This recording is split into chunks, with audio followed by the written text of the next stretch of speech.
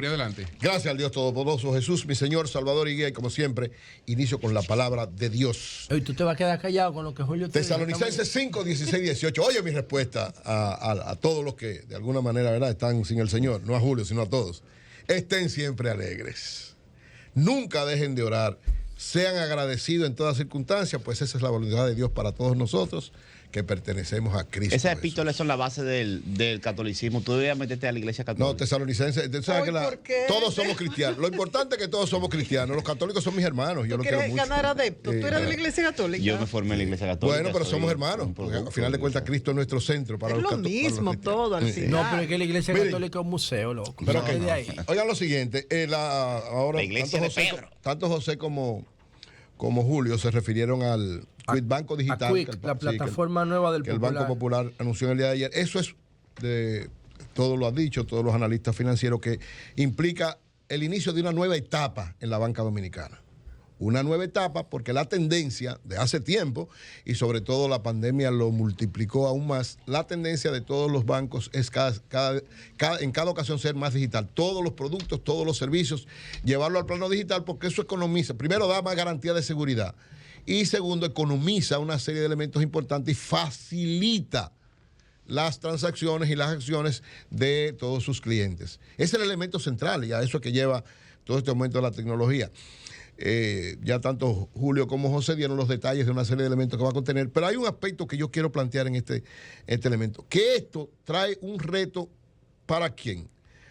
Un reto para las autoridades que tienen que ver con el sistema financiero. ¿Por qué? No estoy diciendo que es un reto malo ni bueno, sino un reto en el sentido siguiente. La legislación, sobre todo la ley 18302, que es la ley monetaria y financiera, lógicamente no podía visualizar este tipo de cosas, porque la ley 18302 fue en el 2002, todavía no estaba tan avanzado, lo que se llaman estos neobancos, que ya son, estos neobancos a través de esta plataforma Quit, ya están funcionando en muchísimos sitios del mundo y aquí todos los bancos van hacia eso. Entonces, ¿cuál es el reto? Y es uno de los elementos fundamentales, y ayer de alguna manera el superintendente del banco lo planteaba, que hay que ajustar la legislación a esta nueva realidad. Bueno, aquí hay algo que yo quiero sugerir.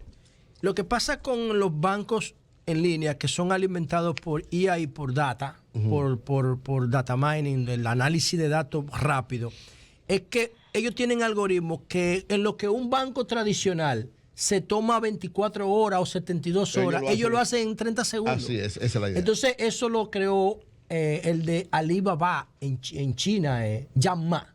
Creó el grupo Ant, el grupo Hormiga, que como en China nadie calificaba para un préstamo, Alibaba creó algoritmos para dar facilidades para a los informales. Entonces, sí. ¿qué hacía Alibaba? ¿Cómo se llama lo que hacen los productores del campo aquí que te dan el pignorar? Esa es la palabra. Gracias, Jonathan. Entonces, ¿qué pasó? Que Alibaba se convirtió en un pignorador y con el algoritmo, el análisis que él te hacía a ti, que no calificaba para un préstamo, él le decía al vendedor de televisores, mándale el televisor a Eury, que yo soy responsable. Porque él tenía el dato de que Eury podía pagar, aunque no cumpliera con los requisitos. Exactamente. Esa es la esencia de esta vaina. Correcto. Es la data. Miren, en los bancos, estos neobancos han tenido un gran desarrollo desde hace tiempo, tanto en Reino Unido como en Alemania. Y yo conozco muy bien lo de Reino Unido porque, como tengo mi hija que vive allá, es increíble la facilidad bancaria. O sea, por ejemplo, la hija me hace todas las transacciones, absolutamente todas, y su esposo, sin moverse de la casa. A mí me llamaba muchísimo la atención eso. Yo decía, bueno, en algún momento llegaremos a Santo Domingo, pero absolutamente todas las transacciones. Y como lógicamente, mujer joven lo haría en Reino Unido, en Estados Unidos, en todas increíble. partes. Entonces, ¿cuál es la tendencia? Yo creo que eso, la nueva etapa de los bancos en la República Dominicana, el sistema financiero, y lógicamente la adecuación es importante. ¿Por qué? Así como en Alemania y en Inglaterra y en otros países funcionan bien, la regulación es sumamente estricta. Es decir, el que comete un delito o una transacción de cualquier naturaleza tiene sanciones bastante severas. Entonces, lógicamente, como aquí la ley todavía no lo establece, creo que ese es el reto. Cuando tú hablas de sanciones, ¿a quién tú te refieres? ¿A los operadores bancarios o a los hackers? A los dos. Porque el cliente no puede hacer eso. No estoy hablando del cliente, estoy hablando a los quienes le dan el servicio. Sea el hacker o sea el banco. Porque además el banco tiene la responsabilidad. Por eso la ciberseguridad tiene cada vez más importancia. Porque ahí el banco, si algo pasa con un cliente y él demuestra que él no es el responsable, el banco tiene que responder inmediatamente. Por eso te digo lo estricto que son, y por eso es que hay que adecuar esta regulación, la ley 18302, que es una ley para el sistema financiero sumamente efectiva, pero tienen que darle ahora esa orientación. Y yo creo que se está en eso, ya de alguna manera están evaluando, pero eso no puede detener lo que sea el avance de los bancos hacia esa orientación. Saludamos esta iniciativa del Banco Popular y sabemos que los otros bancos van también camino a eso, porque esa es el nuevo rostro de la banca en el mundo y por tanto el nuevo rostro de la banca dominicana, que es sumamente avanzada en todo lo que tiene que ver con las técnicas para dar mejores servicios. Por otro lado, miren, cada vez que se hace el foro de Davos, el foro económico de Davos, hay una evaluación de una serie de elementos y sobre todo de los retos, de las implicaciones. Eso se hace desde antes, con las conclusiones que salen, entonces se proyecta siempre cuáles son los riesgos fundamentales que tienen las economías del mundo entre 2 y 10 años. Hacen una especie de evaluación. Yo recibí en el día de ayer en español lo que es este informe, es un informe bastante amplio, que ellos llaman, es el Global Risk Report, o sea, riesgos globales del 2023 del Foro Económico Mundial. Entonces ellos establecen en esto, recuérdense que el Foro Económico Mundial lo que hace es que hace una encuesta a los líderes económicos del mundo, líderes empresariales, líderes de los que están en la tendencia de análisis económico y empresarios, para entonces sopesar, evaluar cada una de las situaciones y hacer la proyección.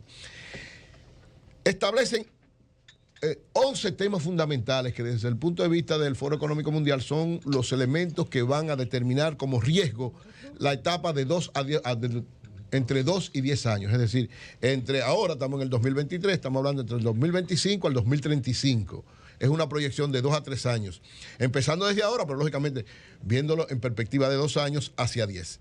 Son 11 temas fundamentales. Yo lo voy a mencionar ahora y analizaré 2 y luego en otros análisis seguiré evaluando. Los 11 caracterizados de manera específica son: el primero, la inflación.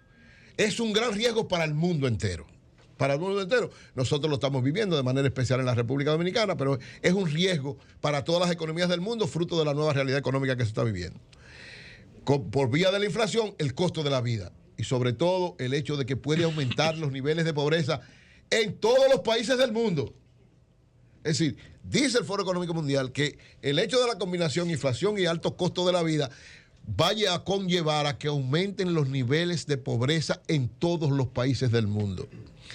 Tercero, las guerras comerciales, y la estamos viviendo, esta guerra comercial que hay entre Estados Unidos y China, se va a aumentar en otros lados porque evidentemente los dos polos fundamentales económicos, cada uno busca sus aliados.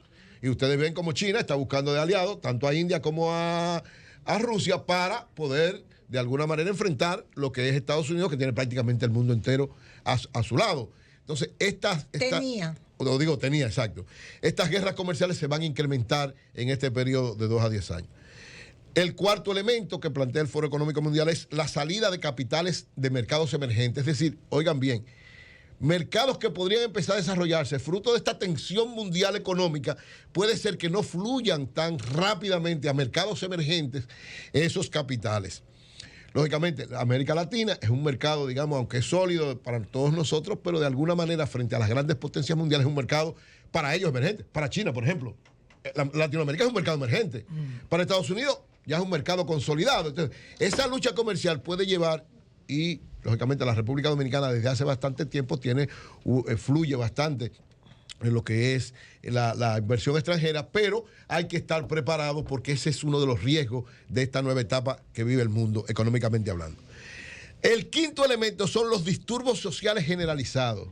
Es decir, fruto de ese aumento de la pobreza, de esta inestabilidad económica que puede darse en algunos lados, pueden empezarse a dar grandes disturbios sociales. Hace tiempo que en América Latina no vivimos esa realidad. Hace tiempo. O sea, ha habido disturbios básicamente por asuntos políticos, pero se han desarrollado de manera institucional. Han tumbado presidentes, han quitado gobiernos, pero no ha habido procesos generalizados de conflictos sociales. Entonces tenemos que estar preparados para eso también, porque esa es una tendencia de esta nueva realidad que vive el mundo. El sexto planteamiento, riesgo que plantea el Foro Económico Mundial, es el enfrentamiento geopolítico. Fruto de esta situación económica, donde cada quien está hablando para su lado, en los dos bloques fundamentales, podrían darse situaciones de enfrentamiento entre algunos países con otros países, algunos sectores con otros sectores desde el punto de vista geopolítico. Sobre todo por la situación económica mundial. Siempre una situación económica puede conllevar a enfrentamientos de tal naturaleza que afecte entonces políticamente la relación entre algunas naciones. El séptimo es la sombra, dice así el Foro Económico Mundial, la sombra, la posibilidad de una guerra nuclear, que aunque muchos la ven muy lejana, dice, es una sombra, así la llaman, una posibilidad lejana, pero que no puede descartarse porque es un riesgo probable ante la profundización de estos conflictos económicos y de estos conflictos políticos. El octavo es los niveles insostenibles de la deuda externa para todos los países también, en especial para aquellos que están en vía de desarrollo y necesitan mucho más dinero que los países ya altamente desarrollados, pero niveles insostenibles de deuda que lógicamente afecta el crecimiento y el desarrollo de esos países.